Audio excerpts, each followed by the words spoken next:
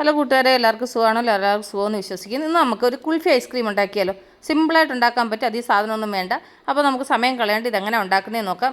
അതിനാദ്യം മിക്സിയുടെ ജാർ എടുത്ത് ഇതിലേക്ക് ഞാനൊരു 10 അണ്ടിപ്പരിപ്പ്, 1-2 കൂടിയാലോ കുറഞ്ഞാലോ കുഴപ്പമൊന്നുമില്ല, അതുപോലെ 10 പിസ്ത, ഒരു 10 ബദാം, അതിൻ്റെ കൂടെ ഒരു 4 ഏലയ്ക്ക, ഇത് ഇത്രയും കൊണ്ട് നന്നായിട്ടൊന്ന് പൊടിച്ചുകൊണ്ട് വരാം.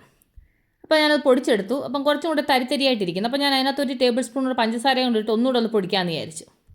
ഉണ്ടല്ലോ, അപ്പോൾ നന്നായിട്ട് പൊടിഞ്ഞ് കിട്ടി. ഈ ഒരു പരുവത്തിൽ പൊടിച്ചെടുക്കണം.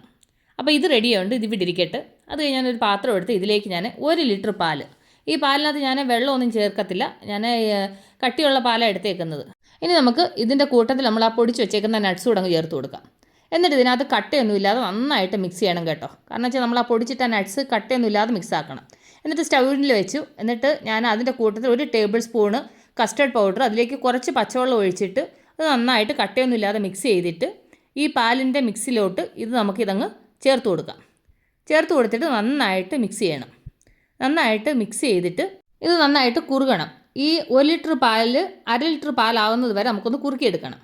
ഇതിൻ്റെ കൂട്ടത്തിൽ നമ്മൾ മധുരത്തിന് ഞാൻ ചെറിയൊരു കപ്പിന് 1 കപ്പ് പഞ്ചസാരയും കൂടെ ചേർത്ത് കൊടുക്കുന്നുണ്ട്. എന്നിട്ട് നമുക്ക് നന്നായിട്ട് മിക്സ് ചെയ്യാം. ഇതൊന്ന് തിളച്ച് കഴിയുമ്പം ഒരു ലോ ഫ്ലെയിമിൽ ഇട്ടിട്ട് നമുക്കൊന്ന് കുറുക്കിയെടുക്കണം. ഇത് ഒരുപാട് നേരം ഇരുന്ന് ഇളക്കിക്കൊണ്ടിരിക്കേണ്ട ആവശ്യമൊന്നുമില്ല.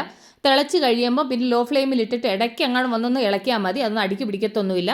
ഞാൻ അങ്ങനെ ഇട്ടിട്ടാണ് ഇതിങ്ങനെ കുറുക്കിയെടുത്തത്. ഇപ്പം 1 ലിറ്റർ പാലെന്നുള്ളത് ഒരു 1/2 ലിറ്റർ പാൽ കണക്കായിട്ടുണ്ട്. ഈ ഒരു പരുവത്തിൽ വേണം ആവാൻ. എന്നിട്ട് അത് നന്നായിട്ട് തണുത്ത് കഴിഞ്ഞപ്പോൾ ഞാൻ മിക്സിയുടെ ജാറിലോട്ട് ഇട്ടിട്ട് ഇത് നന്നായിട്ടൊന്ന് അടിച്ചെടുക്കുന്നുണ്ട്. നല്ല സോഫ്റ്റായിട്ട് അടിച്ചെടുക്കണം. അപ്പോൾ ഇത് നന്നായിട്ട് ഞാനൊന്ന് സോഫ്റ്റായിട്ടൊന്ന് അടിച്ചെടുക്കട്ടെ. കണ്ടില്ലേ, നമ്മൾ അന്നേരം ഒഴിച്ചപ്പോൾ നല്ല കട്ടിക്കിരുന്നു, പക്ഷേ എങ്കിൽ ഇപ്പോൾ അത് അടിച്ച് കഴിഞ്ഞപ്പോൾ കണ്ടില്ലേ വെള്ളം പോലെയായി. ഈ ഒരു പരുവത്തിൽ വേണം ആക്കിയെടുക്കാൻ.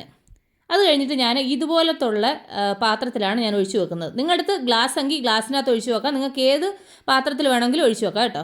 എന്നിട്ട് ഞാൻ ഈ പാത്രങ്ങൾ ഇറക്കി വെക്കാൻ ഇതുപോലൊരു പ്ലാസ്റ്റിക് പാത്രത്തിനകത്ത് ഞാൻ ഇതിങ്ങനെ ഇറക്കി വെക്കുന്നുണ്ട്. ഇറക്കി വെച്ചതിന് ശേഷം ഇത് അടപ്പ് കൊണ്ടങ്ങ് അടയ്ക്കാം. അടച്ചിട്ട് നമുക്ക് ഇതിങ്ങനെ അങ്ങ് ഫ്രീസറിൽ ഒരു 7-8 മണിക്കൂർ ഒന്ന് ഫ്രീസ് ചെയ്തെടുക്കാം. അപ്പോൾ ഇത് നന്നായിട്ടൊന്ന് ഫ്രീസ് ആവട്ടെ. അത് ഫ്രീസ് ആയതിനു ശേഷം വെളിയിലെടുത്താണ്. അപ്പോൾ ഒരു കുൽഫി ഐസ്ക്രീം ഞാനത് പാത്രത്തിലോട്ട് ഇട്ടിട്ട് ചെറിയൊരു പീസായിട്ട് നമുക്ക് ഇങ്ങനെ മുറിക്കാം. കാരണം ഇത്തിരി വലുതല്ലേ. ഉണ്ടല്ലോ, എത്ര സിമ്പിളായിട്ട് നമ്മൾ കുൽഫി ഉണ്ടാക്കിയെന്ന് കണ്ടില്ലേ. അതിൻ്റെ മേളിലൊന്ന് ഗാർണിഷിങ് ചെയ്യാൻ കുറച്ച് പിസ്തയും കൂടെ കട്ട് ചെയ്തിട്ട് കൊടുക്കാം കേട്ടോ. അപ്പോൾ അത് വേറൊരു വെറൈറ്റിയാണ്, കാണാൻ നല്ല ഭംഗിയില്ലേ. അപ്പോൾ എൻ്റെ കൂട്ടുകാർ മറക്കാതെ ട്രൈ ചെയ്ത് നോക്കും. അപ്പോൾ നമ്മൾ ഉടൻ തന്നെ അടുത്ത വീഡിയോ ആയിട്ട് വീണ്ടും കാണും വരെ. Take care, bye, see U.